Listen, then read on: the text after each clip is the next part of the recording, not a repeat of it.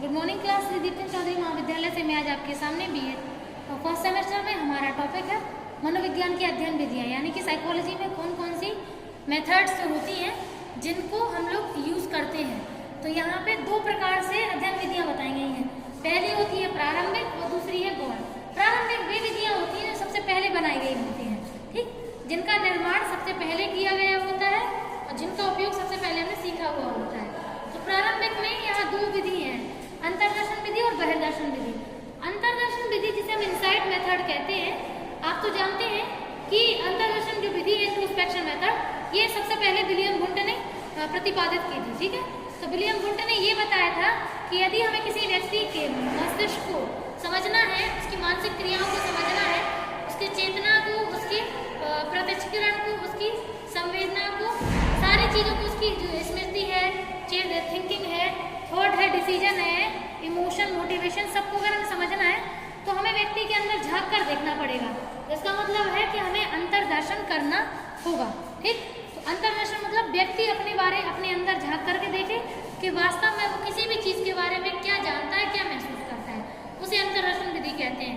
ये विधि जो है आपके 1879 में डिफाइन की गई थी विलियम वुंड के द्वारा, और इस विधि के साथ ही हमारा मनोविज्ञान का जो बर्थ है वो माना गया है। इसीलिए मनोविज्ञान के जो पिता हैं उन्हें वो हम विलियम वुंड को मानते हैं, ठीक है। तो 1879 को साइकोलॉजी का जन्म दिवस और विलियम वुंड को उनका पिता माना जाता है, ठीक है। अब इसके बाद है बहिर्दर्शन। देखो अंतर्दर्शन हो गई कि आप अंदर झाँक के देखेंगे, तो बहिर्दर्शन का मतलब है कि हम भीतर देखेंगे, बाहरी ओर देखेंगे कि बाहर व्यक्ति कैसा महसूस करते हैं। तो यहाँ पे दो प्रकार से विधियाँ हैं, पहला है निरीक्षण और दूसरा है प्रयोगात्मक। तो निरीक्षण विधि वह विधि होती है जिसमें हम लोगों के ऊपर प्रयोग करते हैं और प्रयोग करने पर हम जो भी उसके परिणाम हैं उन्हें प्राप्त करते हैं। मतलब ये है कि निरीक्षण का मतलब होता है कि ऐसी चीज़ों का देखना जिसके बारे में हम चीज़ों का पता भी लगा पाए और व्यक्ति उसके बारे में जान भी ना पाए, ठीक। मतलब अगर हम प्राकृतिक परिस्थिति में व्यक्तियों के व्यवहार को जानने की कोशिश करते हैं तो सामने वाला समझ भी नहीं पाएगा और हम उसके व्यवहार को स्टडी भी कर लेंगे, ठीक है। तो निरीक्षण विधि वह विधि कहलाती है जिसमें हम लोगों के व्यवहारों को स्वाभाविक और प्राकृतिक वातावरण में चेक करने की कोशिश करते हैं। जो भी परिणाम ज्ञात होते हैं उनके आधार पर हम अपने जो परिणाम है या जो हमारा प्रयोग है उसको डिफाइन कर देते हैं। नेक्स्ट है प्रयोगात्मक विधि। तो प्रयोगात्मक विधि वो विधि होती है जिसमें हम एक निश्चित स्थान पर एक निश्चित संख्या के व्यक्तियों को एकत्रित करते हैं एक निश्चित समय पर, और सभी व्यक्तियों से किसी एक टॉपिक पर हम अपना पूरा जो डाटा है उसका कलेक्शन करते हैं और परिणाम ज्ञात करते हैं, ठीक है। तो ये हमारी है मनोविज्ञान की प्रारंभिक अध्ययन विधियाँ। नेक्स्ट है गौण विधि, यानी कि सेकेंडरी मेथड। अब ये बाद में कुछ मेथड्स आई हुई थी जो साइकोलॉजी के अध्ययन विधियों में सम्मिलित की गई थी। तो पहला है विकासात्मक विधि।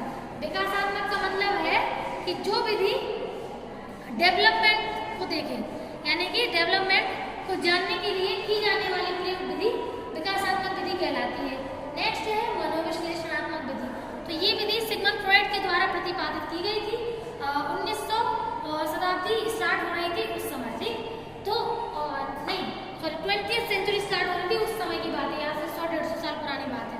तो मनोविश्लेषणात्मक का अर्थ होता है, मनो मतलब होता है मन, और विश्लेषण का मतलब होता है चीर फाड़ या फिर जांच करना, यानी कि मन की जांच करना कि व्यक्ति का जो मन है वास्तव में वो किसी भी चीज़ के प्रति जब रिएक्ट करता है तो क्या सोचता है, क्या समझता है, क्या महसूस करता है, उसके मस्तिष्क में क्या चल रहा होता है, वो सारी चीज़ें, ठीक है।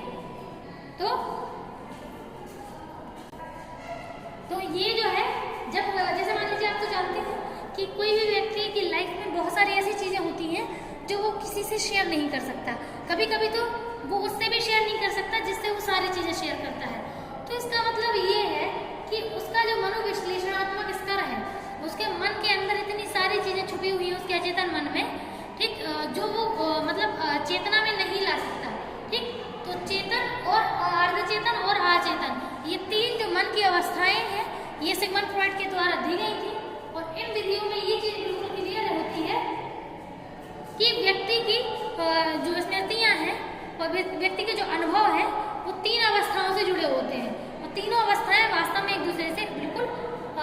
अलग होती हैं।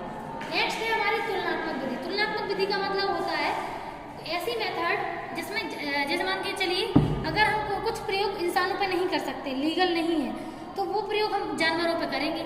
जानवरों पर करने के बाद जो उसके परिणाम होंगे उसकी तुलना हम इंसानों से कर देते हैं। अगली है सांख्यिकी विधि। सांख्यिकी विधि का मतलब है कि जब भी हम कोई प्रयोग करते हैं या कोई भी डाटा कलेक्शन करते हैं, डाटा कलेक्शन अंकों में हमें मिलता है और उसके जो परिणाम है वो भी हम अंकों में ही देते हैं, तो इससे बहुत ही आसान होता है परिणाम को देना। नेक्स्ट है साक्षात्कार विधि। साक्षात्कार विधि आप जानते ही हैं, जब किसी व्यक्ति के व्यक्तिगत और व्यावसायिक जीवन के बारे में हम उसके से कुछ प्रश्नों के जवाब मांगते हैं और वही जो मौखिक प्रश्न पूछे जाते हैं वो साक्षात्कार कहलाते हैं। उनके उत्तर भी बदले में जो दिए गए हैं वो भी साक्षात्कार का ही एक भाग होते हैं। नेक्स्ट है प्रश्नावली विधि। ठीक, तो प्रश्नावली विधि में जो प्रश्न हम लोग जैसे मान के चलो साक्षात्कार में मौखिक रूप में पूछ रहे हैं, तो प्रश्नावली में लिखित रूप में पूछते हैं। ठीक है, कुछ प्रश्न, कुछ एक समूह प्रश्नों का समूह जो हम लिखित रूप में व्यक्ति से उसके पर्सनल और प्रोफेशनल लाइफ के बारे में जानने की कोशिश करते हैं। नेक्स्ट है मापन विधि। मापन विधि का मतलब है कि चाहे फिजिकल फॉर्म में, बायोलॉजिकल फॉर्म में या फिर साइकोलॉजिकल फॉर्म में चीज़ों का मापन करना। ठीक, अगला है प्रक्षेपण विधि। प्रक्षेपण विधि का मतलब है जैसे हमारी प्रक्षेपण विधि वो विधियाँ होती हैं जिनमें हम कुछ क्लू देते हैं और व्यक्ति अपने मस्तिष्क में झांक करके उन चीज़ों को बताने की कोशिश करता है, तो वो चीज़ें डायरेक्ट वही प्रोजेक्ट होती हैं जहाँ से प्रॉब्लम जुड़ी हुई थी। इसीलिए इसको प्रक्षेपण विधि कहा गया है। Thank you.